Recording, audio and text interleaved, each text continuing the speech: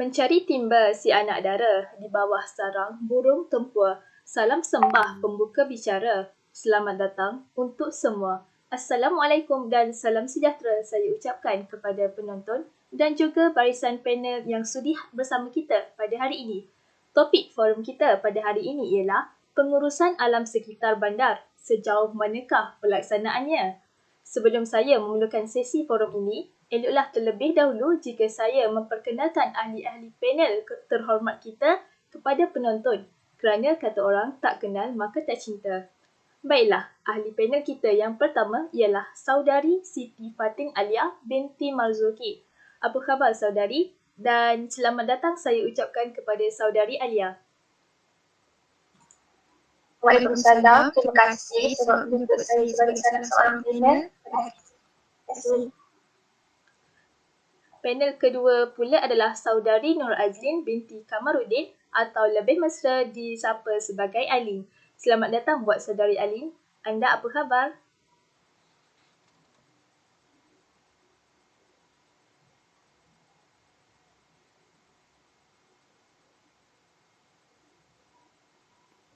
Terima kasih. Saya khabar baik, Alhamdulillah.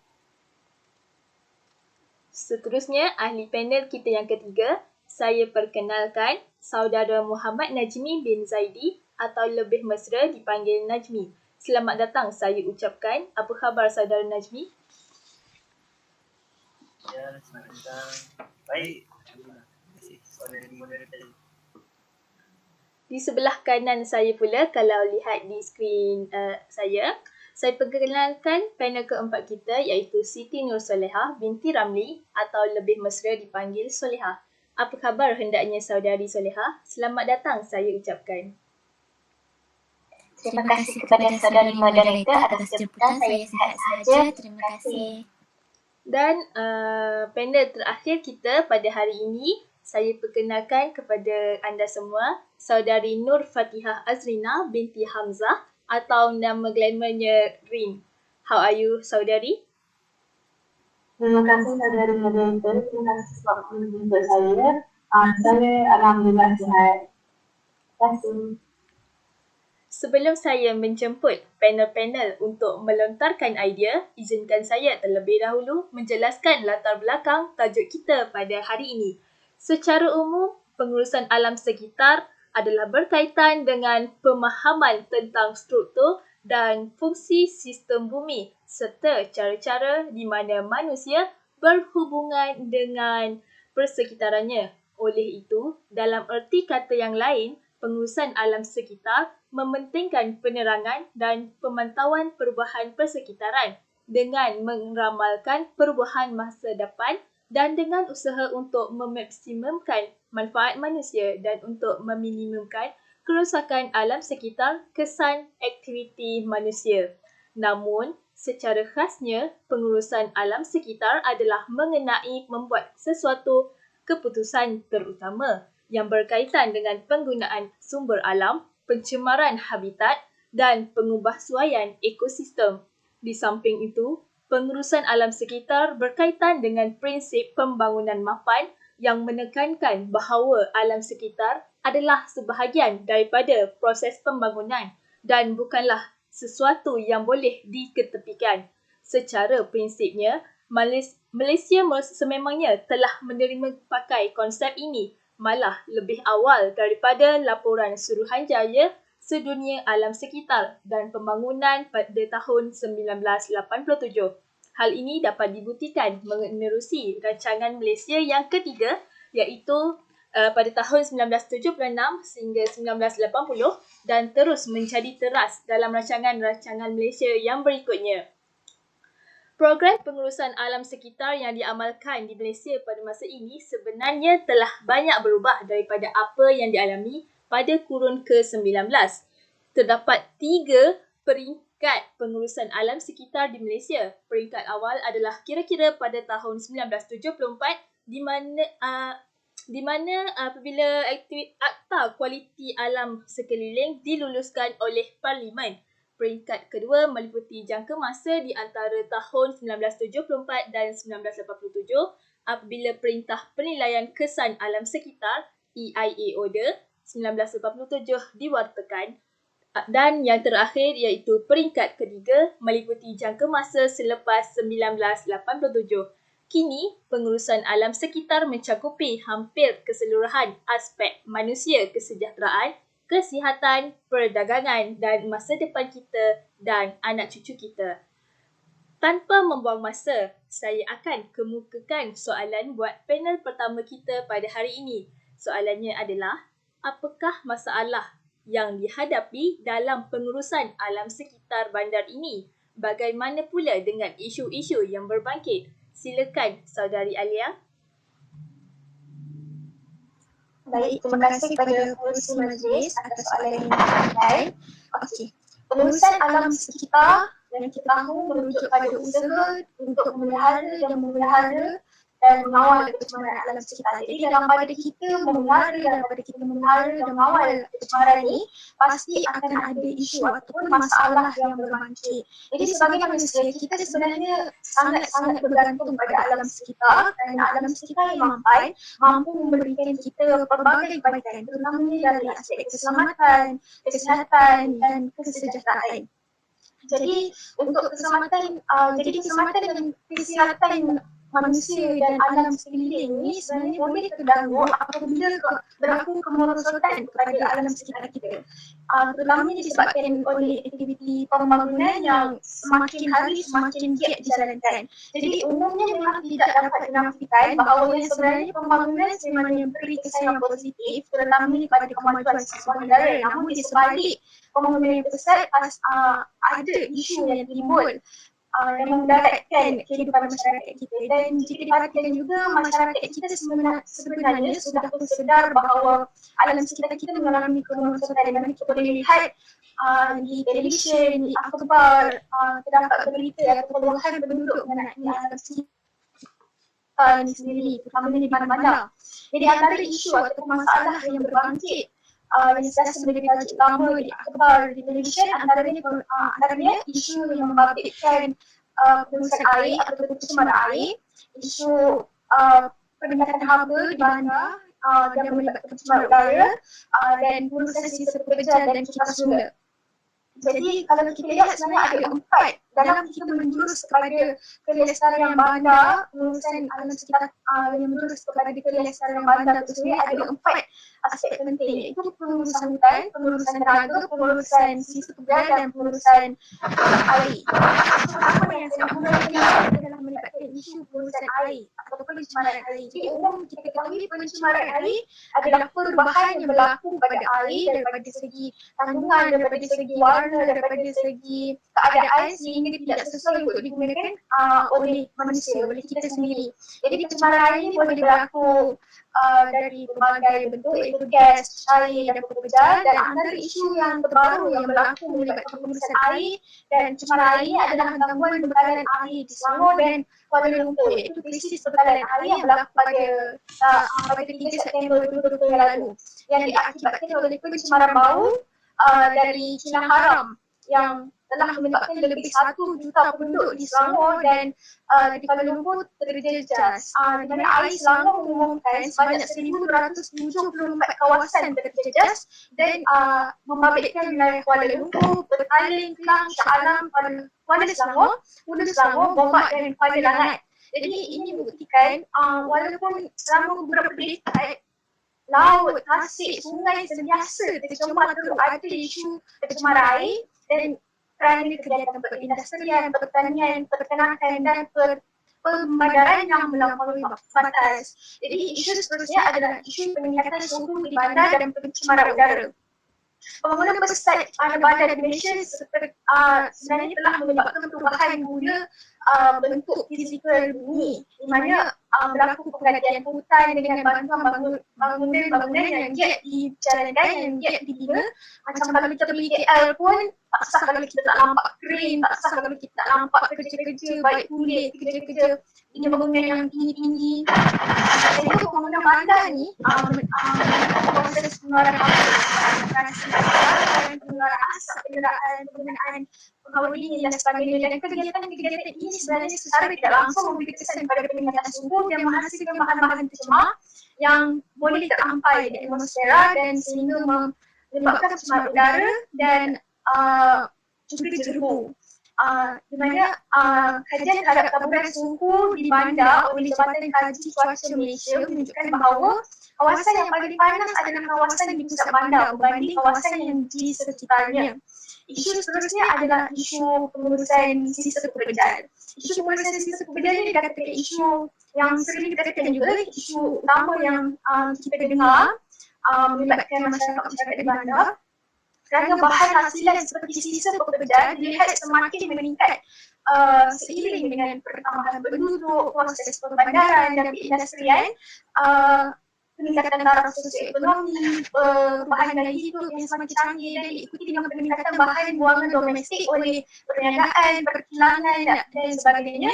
Jadi itu antara faktor yang menyumbang pada pengurusan sistem pekerjaan. Pada masa yang sama juga sebenarnya kapasiti bagi tapak pengurusan sampah di Malaysia adalah sangat-sangat terhad, di mana kita dapat lihat bahawa keluasan tapak pengurusan sampah di Malaysia hanyalah biasanya 5 hingga 36 hektar sahaja bergantung pada lokasi dan kos. Jadi bila kita bercakap mengenai kos pula, kos mengenai sistem pekerjaan ni sebenarnya dari peringkat penguripan, pengumpulan dan peringkat pengambilan sampah tu sehinggalah ke pelurusan sampah tu sebenarnya memakan kos yang sangat-sangat tinggi. Dan kata orang kos ni merupakan penggerak kepada sistem yang lebih cekap. Jadi oleh kerana charge yang dikenakan oleh kepada masyarakat, yang dikenakan kepada masyarakat tidak sebanding dengan kos, tidak sebanding dengan kos pengurusan sisa oleh pihak berkuasa tempatan. Jadi pihak berkuasa tempatan sendiri tidak dapat menaik taraf mereka punya sistem bagi pengurusan sisa pekerjaan itu. Di samping itu, saya nak cakap pasal isu mengenai pengurangan kita semula, pengurusan kita semula, di mana kalau kita lihat sepanjang negara kita bukan negara kita saja, seluruh dunia menghadapi wabak COVID-19 ni, kita lihat industri kita semula juga antara yang terkesan, terutama sepanjang perintah hukum dilaksanakan. Dimana kalau kita lihat di negara-negara mana-mana di Eropah yang terjejas teruk akibat wabak COVID-19 ni, di negara sana, pengurusan kita semula itu disekat dan banyak program-program kita semula terpaksa dihentikan. Di USA sendiri program kita semula di beberapa bandar terpaksa dihentikan kerana pekerja-pekerja di industri kita semula itu antara yang boleh terdedah pada wabak COVID-19. Jadi selain pada operasi kita semula itu sendiri, kempen bebas plastik pun dikatakan tergendala atau terganggu. Kerana apa? Sebab sepanjang proses PKP ini tahap penggunaan plastik terutama dalam pembungkusan makanan dalam kalangan masyarakat semakin meningkat sebab kita order barang, kita order makanan semua. Jadi perkara ini dilihat dapat mengundang pencemaran alam sekitar apabila operasi kita semula turut dihadkan atau dihentikan. Saya rasa itu sahaja dari saya untuk isu yang berbangkit melibatkan pengurusan alam sekitar. Kembali ke unsur majlis. Terima kasih. Baik, terima kasih atas input yang dikongsikan oleh Saudari Alia sebentar tadi. Penerangan yang diberikan cukup jelas dan diharapkan agar dapat membuka mata masyarakat mengenai isu yang berlaku. Seterusnya, saya ingin melontarkan soalan buat panel kita yang kedua. Saudara Alin, bolehkah saudari menjawab persoalan tentang apa punca masalah ini berbangkit? Dipersilakan saudari. Terima kasih saya ucapkan kepada pengurusi majlis. Okey, saya akan teruskan perbincangan kita pada petang ini. Alam sekitar merupakan satu aspek yang penting dalam setiap kehidupan manusia. Namun, begitu kita tidak dapat menafikan bahawa alam sekitar ini semakin merosak disebabkan oleh pembangunan negara kita. Pembangunan negara yang amat penting dalam proses memajukan negara kita sama dengan negara-negara luar. Oleh itu, berlakulah proses pembandaran dan urbanisasi dengan giat. Tidakkah kita berfikir apakah kesan proses pembandaran ini sendiri terhadap kualiti alam sekitar kita? Kemerosakan alam sekitar bandar ini turut merangkumi pencemaran di bandar-bandar besar seperti pembuangan sampah sara, pembuangan sisa toksik, kesesakan lalu lintas dan bunyi bising. Sebenarnya, proses pembandaran ini adalah sesuatu yang kita tidak boleh sekat. Jadi, mengapa dikatakan kita memerlukan pengurusan alam sekitar bandar ini? Yang pertama adalah kerana kemerosotan kualiti alam sekitar sendiri yang melibatkan peningkatan suhu. Peningkatan suhu di bandar dikenali sebagai fenomena pula haba bandar. Peningkatan suhu disebabkan oleh pembebasan gas karbon monoksida oleh kenderaan bermotor dan kekurangan kawasan hijau untuk menyerap gas karbon dioksida. Pertambahan gas karbon dioksida ini menyebabkan kadar penyerapan bahan matahari semakin tinggi di kawasan bandar. Penyerapan permukaan bumi dan bahan binaan bandar yang terdiri daripada simen dan konkrit mempunyai daya serap haba yang tinggi. Pembinaan bangunan yang sangat rapat antara satu sama lain juga menyebabkan haba terperangkap di sela-sela bangunan dan seterusnya memanaskan permukaan bandar. Seterusnya, pencemaran udara yang bermaksud kehadiran bahan pencemar udara di bandar yang boleh mengubah kualiti udara seperti gas-gas, zarau dan debu dalam atmosfer. Kehadiran bahan cemar ini mengubah kuantiti, kualiti dan sifat atmosfer itu sendiri. Pencemaran udara di bandar berpunca daripada pelepasan asap kenderaan, pembangunan industri dan penggunaan bahan api yang tidak bersalam. Kita seharusnya sedar akan akibat semua aktiviti harian kita kepada udara. Jika dilihat kepada corak kehidupan kini, setiap keluarga mesti mempunyai sekurang-kurangnya satu kenderaan. Sekiranya sebuah keluarga tersebut mempunyai pendapatan yang lebih, maka bertambahlah bilangan kenderaan yang terdapat di rumah mereka. Sedarkah kita bahawa pelepasan asap kenderaan yang dinaiki itu memberi kesan terhadap kualiti udara. Apabila udara yang kita hidup hari demi hari itu sudah tercemar, sudah semestinya sedikit sebanyak akan memberi kesan negatif kepada kita sendiri. Kawasan-kawasan perindustrian di bandar juga melepaskan asap-asap ke udara.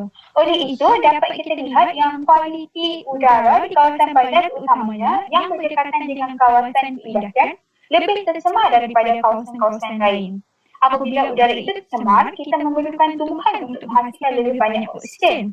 Kita harus sedar bahawa dunia kini kekurangan tumbuhan hijau yang mampu menyerap karbon dioksida dan melepaskan oksigen serta boleh menstabilkan suhu dan kualiti udara. Oleh itu, kita perlulah melaksanakan pengurusan alam sekitar bandar ini. Antara isu semasa yang melibatkan isu pencemaran udara ialah kualiti udara di kawasan bandar seperti Kuala Lumpur dikatakan sangat baik sepanjang Perintah Kawalan Pergerakan iaitu PKP berlangsung kerana kilang-kilang ditutup dan jumlah kenderaan di bandar berkurangan. Pencemaran udara berkurang serta suhu sempat cukup menurun. Namun begitu, keadaan dijangka untuk kembali seperti sedia kala apabila kilang-kilang mula beroperasi semula. Walaupun peningkatan kualiti udara ini cuma bersifat sementara, kita dapat lihat dengan jelas betapa berpengaruhnya aktiviti manusia itu sendiri kepada tahap kualiti udara. Oleh itu, sudah terang lagi bersuluh bahawa aktiviti perindustrian dan pelepasan gas rumah hijau ini menjadi punca pencemaran udara di sesuatu kawasan tersebut. Seterusnya, kita dapat lihat kini bangunan-bangunan pencakar langit dan kawasan perumahan giat dibangunkan kerana pertambahan penduduk yang meningkat hari demi hari terutamanya di kawasan bandar. Maka penyahutanan bagi membangunkan kawasan perumahan, pembandaran dan sebagainya ini akan menyebabkan kurangnya tumbuhan hijau di kawasan bandar tersebut.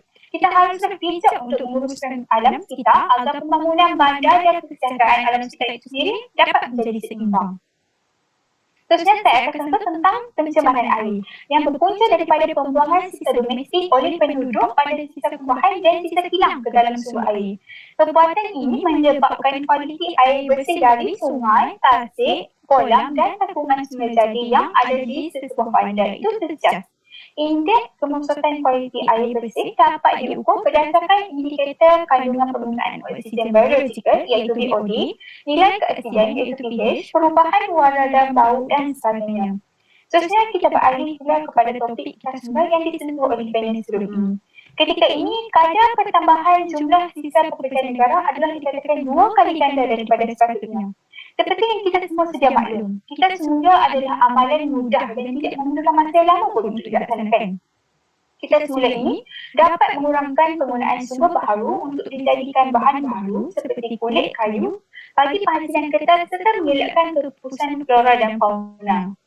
Sisa perlu diasingkan dengan sisa baki ataupun sisa pekerja isi rumah yang tidak boleh dikelas semula dibungkus kemas, diletakkan dalam tong sampah untuk pelupusan. Bagi sisa pelihikan semula pula diletakkan dalam bungkusan berasing yang di tepi tong sampah untuk dihantar ke tempat pemprosesan kertas semula.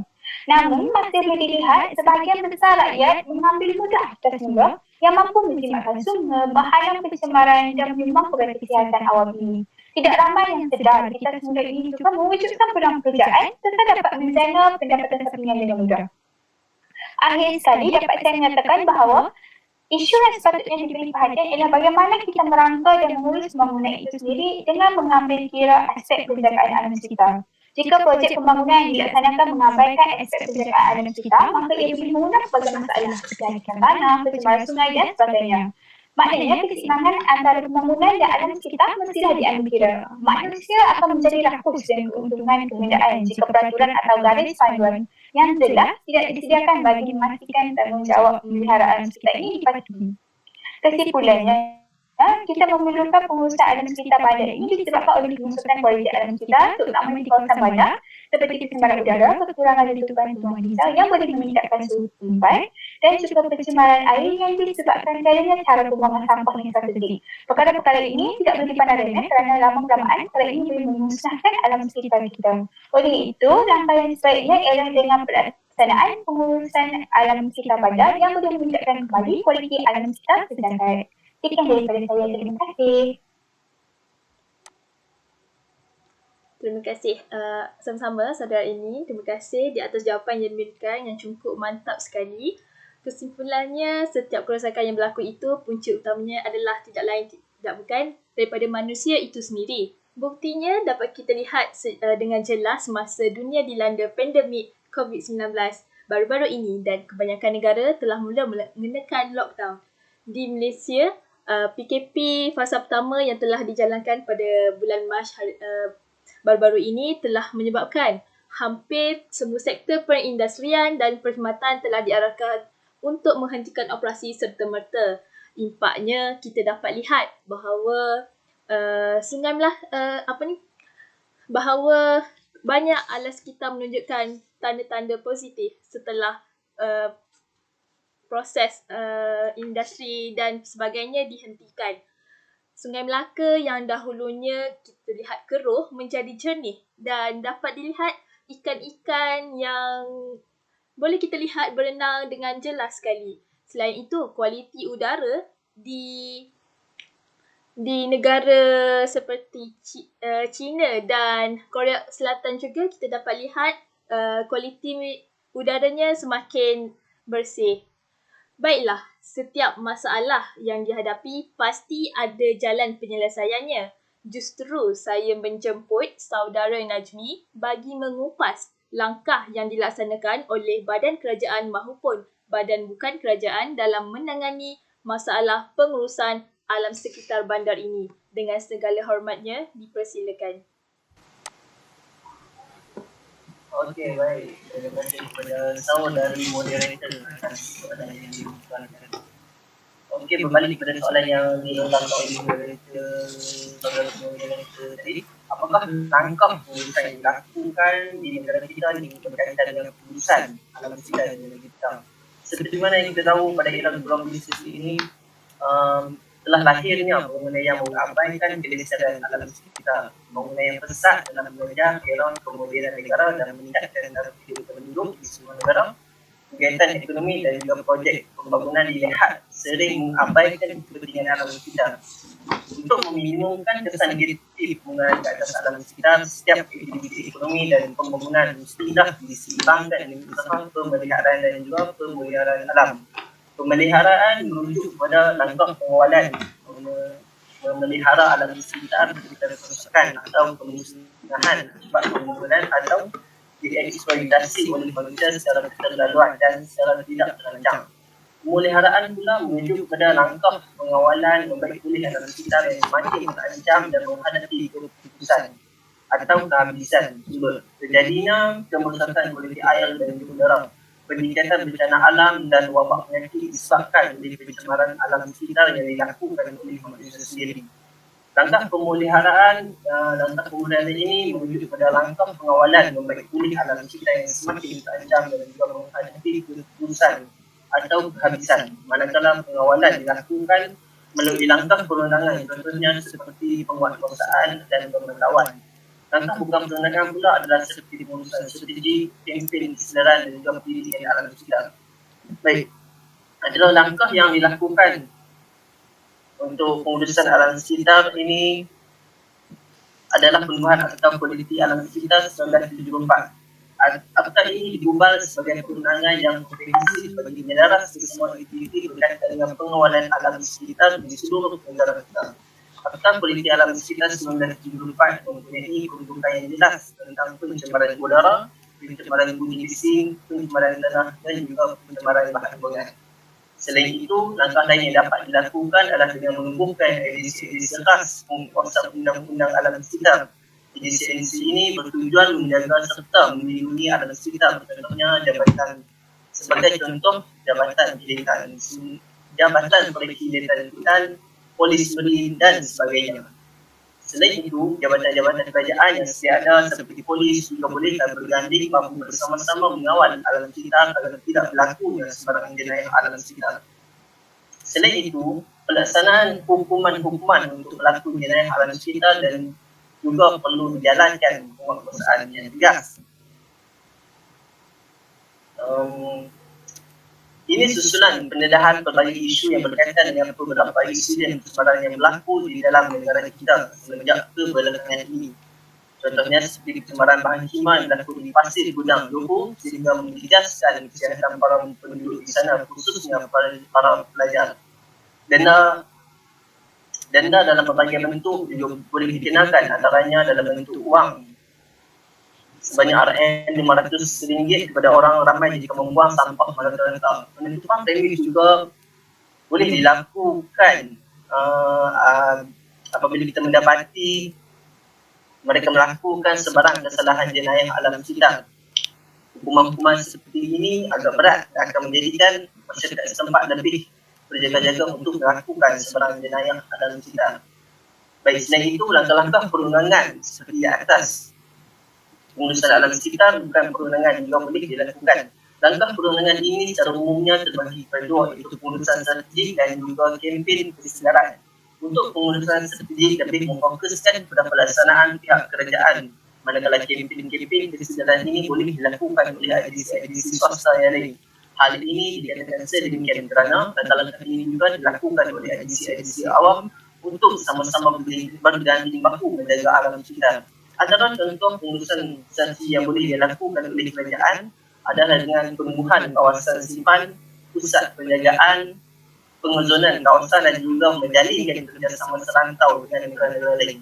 Untuk kempen kesedaran pula, sebagai contoh agensi seperti Jabatan Perhutanan Semenanjung Malaysia JPSM, Jabatan Pendidikan Perhutanan Malaysia FRIM dan juga Persatuan Pencinta Alam Malaysia MNS. Antara contoh-contoh langkah yang dapat dilakukan adalah kempen kesedaran kepada masyarakat berkaitan penjagaan alam sekitar. Kempen seperti ini sedikit sebanyak akan memberi kesan positif kepada masyarakat dengan melahirkan sifat bertanggungjawab ke atas alam sekitar. Sebagai kesimpulannya, terdapat banyak langkah yang boleh digerakkan dan juga perlu diteliti semula untuk menjamin kelestarian alam sekitar di negara kita. Terima kasih.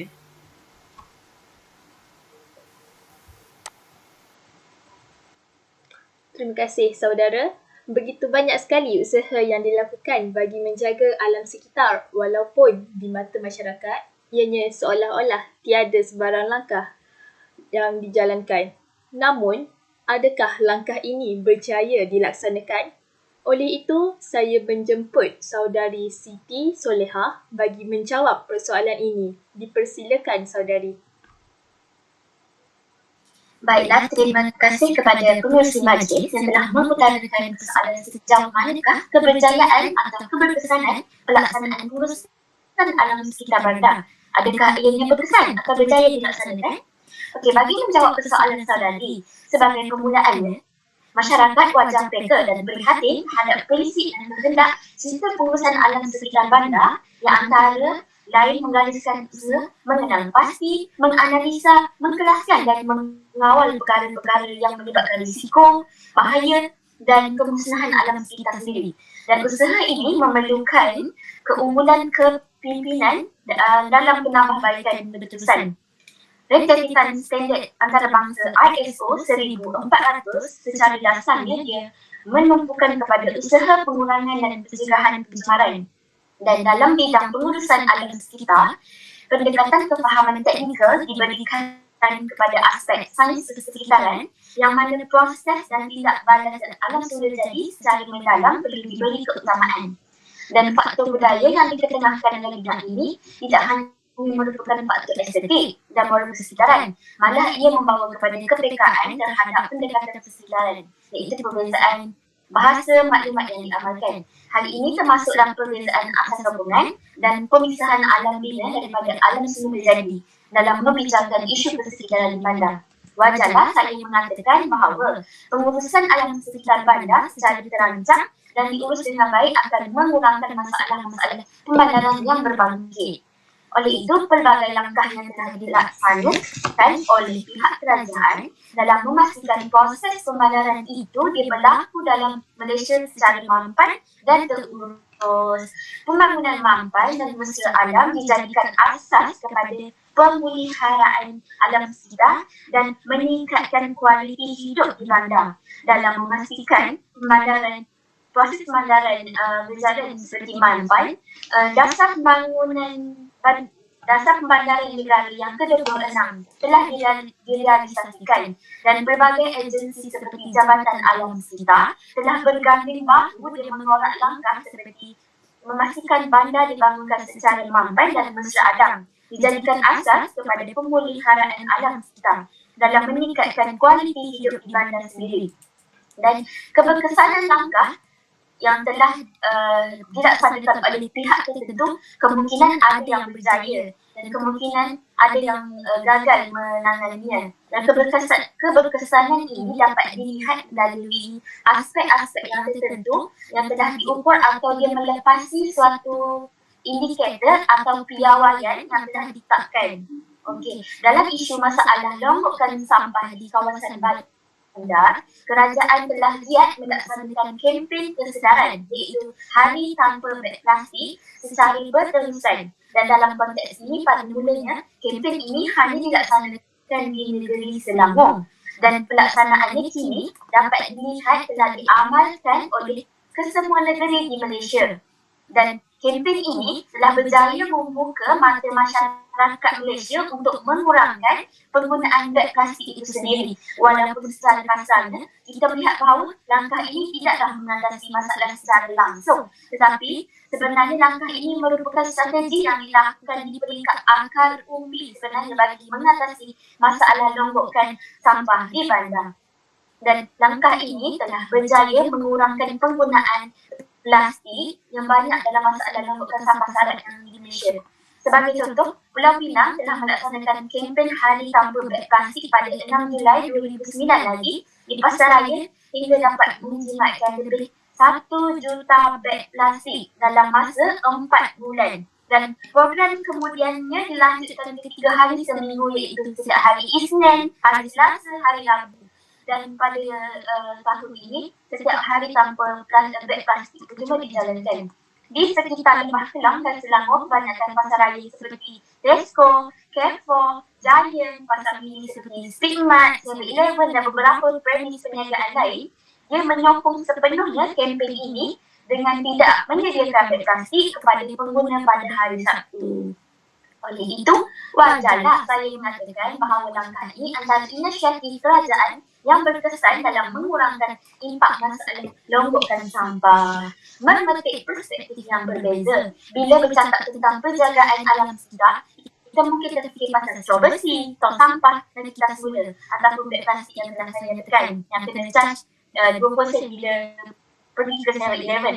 Tapi ada satu faktor besar pada pencemaran yang kita terlepas pandang iaitu bangunan. Bangunan, ia menyumbang sehingga 18% daripada pelepasan karbon dioksida di dunia. Dan pada masa yang sama, bangunan ada potensi paling besar untuk menjimatkan tenaga berbanding sektor lain. seperti pengangkutan awam, pertanian dan industri. Sebab itulah konsep bangunan hijau didirikan. Sebuah bangunan hijau adalah bangunan yang mengamalkan konsep mesra alam dalam seluruh kitab hidupnya, termasuklah dari segi perancangan, reka bentuk, pembinaan, penjagaan dan perubahan. Menjadi persoalannya, di manakah kewujudan bandar dan bangunan hijau di Malaysia ini? Keberkesanan konsep bangunan hijau di Malaysia dapat dilihat oleh beberapa kejayaan Malaysia dalam melaksanakan ini. Hari ini dibuktikan dengan pengiktirafan beberapa buah bandar di Malaysia telah mengecapi piawaian Green Building Index GBI, dan kawasan perbandaran di Malaysia yang telah diiktiraf piawaian GBI daripada pengiktirafan minimum hinggalah ke perak, emas dan platinum. Dan projek-projek ini biasanya mempunyai kebun bunga, pokok-pokok di sekitarnya dalam kawasan perbandaran itu sendiri. Dan ada juga kemudahan yang menggalakkan penghuni untuk mengamalkan konsep mesra alam seperti lorong basikal dan pusat kita semula. Antara bandar yang memenuhi keperluan piawaian konsep bandar ini ialah Bandar Sunway Resort City di Bandar Sunway Selangor dengan indeks GBI tahap perak dengan keluasan 8 hektar dilengkapi dengan kondo, bangunan pejabat, hotel, pusat membeli belah, Sunway Pyramid, Sunway Lagoon Hospital, sekolah, pusat pengajian tinggal di samping bangunan alam sekitar yang hijau. Seterusnya, Bandar Gamuda Gardens di Kuang Selangor dengan mengecapi tahap indeks GBI tahap perak dengan keluasan 801 hektar. Selain itu, Bukit Bintang City Centre BBDC di Kuala Lumpur dengan mengecapi tahap indeks GBI emas dengan keluasan saiz 19.4 hektar. Akhir sekali, Manggalan Homes by the Lake di Subang Jaya Selangor dengan mengecapi tahap GBI emas. Sudah geram lagi kami selalu bahawa langkah-langkah yang telah dirancang dari segenap aspek telah mendatangkan pelbagai impak yang baik walaupun tidak semua tapi sebahagian saja. Mungkin kesan yang kecil ini akan mempengaruhi pada masa akan datang yang lebih baik. Sekian daripada saya kembali kepada pengurus majlis. Baiklah, terima kasih saudari. Saya begitu tertarik dengan penerangan saudari mengenai bandar yang mematuhi GBI, Green Building Index itu. Saya bersetuju dengan apa yang saudari utarakan. Walaupun pada awalnya hanya beberapa buah bandar saja yang terlibat dalam mematuhi piawai ini, namun ianya tidak mustahil jika bilangan bandar hijau ini akan meningkat pada masa hadapan. Jika ada yang berjaya, pasti akan ada yang masih belum mencapai tahap yang sewajarnya. Justru saya menjemput panel kita yang terakhir bagi mengulas tentang mengapa sesetengah langkah yang dilaksanakan dilihat kurang efisien. Silakan saudari Azrina. Terima kasih kepada moderator, saudari Fatha. Okey, seterusnya saya akan mengurangkan mengapa soalan yang diutarakan, mengapa setengah langkah yang dilaksanakan dilihat kurang efisien. Okay, seperti yang kita tahu, alam semula jadi adalah warisan negara dan izinkan saya mengupas sehingga ini dengan lebih mendalam untuk menunjukkan ini telah dijelaskan akibat pembangunan bandar. Melalui kategori warisan alam semula jadi yang dirujuk oleh General Conference of UNESCO pada tahun 1972 membawa maksud bahawa ciri-ciri fizikal, biologikal dan geografi yang unik, habitat bakar tumbuhan dan binatang yang hampir putus dan kawasan nilai saintifik atau estetik dan pandangan pemeliharaan. Tiga unsur alam semula yang sangat penting dalam hutan, air dan udara. Hutan berfungsi sebagai pembekal oksigen, kawasan dadahan, menjaga hambatan suhu, sumber ekonomi, sumber makanan dan tempat perlindungan habitat flora dan fauna. Pembangunan bandar hanya melihat kita dari segi ekonomi untuk tuntutan pembangunan fizikal. Kita masih beruntung kerana masih boleh menuju udara tanpa dikenakan bayaran. Udara segar yang dihasilkan secara sendiri oleh proses fotosintesa tumbuhan penting untuk pernafasan yang menjamin kelangsungan hidup. Tetapi bagaimana sekiranya budaya yang kita sedia ini tidak segar lagi dan mengalami bahan-bahan kimia yang tentunya tidak boleh diterima oleh tubuh badan. Seterusnya saya akan menguraikan beberapa punca ketidak berkesan pengurusan alam sekitar yang berpunca daripada sikap masyarakat itu sendiri. Yang pertama, tahap kesedaran masyarakat mengenai kepentingan menjaga alam sekitar masih berada di tahap kesedaran masyarakat mengenai kepentingan menjaga alam sekitar masih berada di tahap yang begitu rendah dan hampir mengecewakan. Usaha ini telah dijalankan oleh pihak kerajaan dengan kerjasama pihak badan kerajaan, NGO, ibarat seperti mencurahkan air ke dalam keladi. Walaupun jutaan ini telah dilaporkan untuk kempen memberi kesedaran kepada masyarakat. Selain itu, sikap tamak yang menyelubungi diri dan pengaburan terhadap wang ringgit yang dapat dikawal begitu mudah melalui perdagangan kayu yang digalak secara haram. Memandangkan kayu galak sukar untuk diabadi dan mempunyai nilai harga yang tinggi, maka penebangan pokok dilakukan secara berlebihan tanpa memberikan kesan dan masa panjang dan kesan jangka pendek terhadap alam sekitar. Tuntutan dan desakan ekonomi tertelanjang mengakibatkan tahap kesedaran ini menjadi kepentingan bukan terabal begitu saja. Pencemaran yang dilakukan melalui penebangan hutan secara tidak terkawal selalunya dijalankan di kawasan pegunungan atau kawasan padahan air. Seterusnya, pembuangan sampah merata-rata disebabkan sikap kurang prihatin terhadap kesan yang mungkin timbul akibat pembuangan sampah terhadap ekosistem lain, terutamanya sungai dan negeri yang akan bercemar dan mengakibatkan keputusan kehidupan aktif. Ini sudah pasti akan menjejaskan pola kehidupan dan kesejahteraan masyarakat yang tidak dapat menikmati hasil yang disediakan melalui perkhidmatan ekosistem.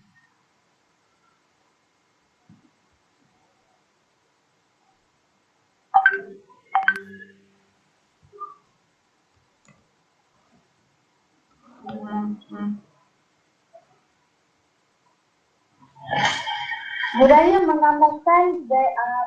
mengamalkan beg plastik beg lipas minyak bagi menurunkan penggunaan beg plastik kurang diamalkan oleh masyarakat.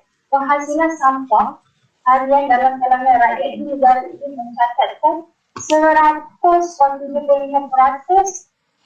kepada 38,142 tan pada tahun 2018 berbanding 19,000 tan pada tahun 2005. Masyarakat masih kurang peka dalam melihat isu sampah sebagai sesuatu perkara yang sangat serius.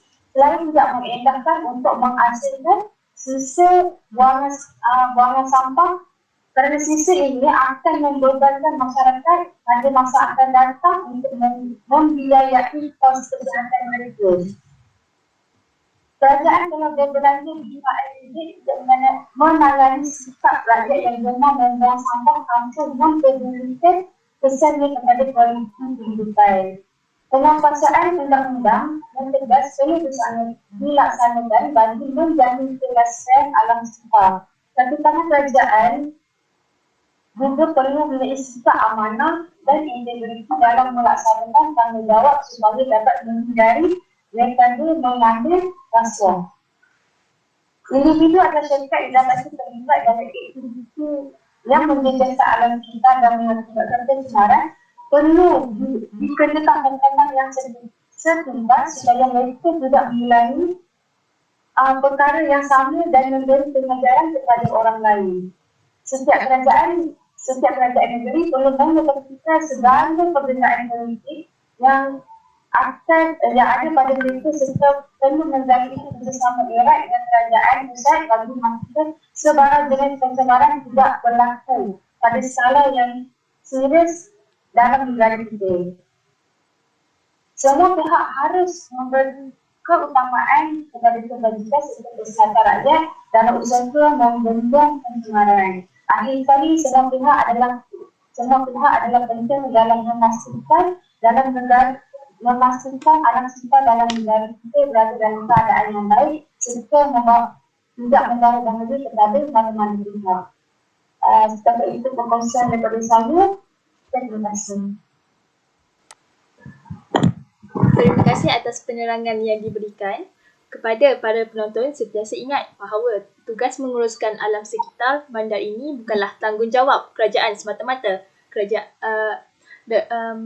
Kerjasama daripada masyarakat amat penting bagi menjamin kesejahteraan alam sekitar kita.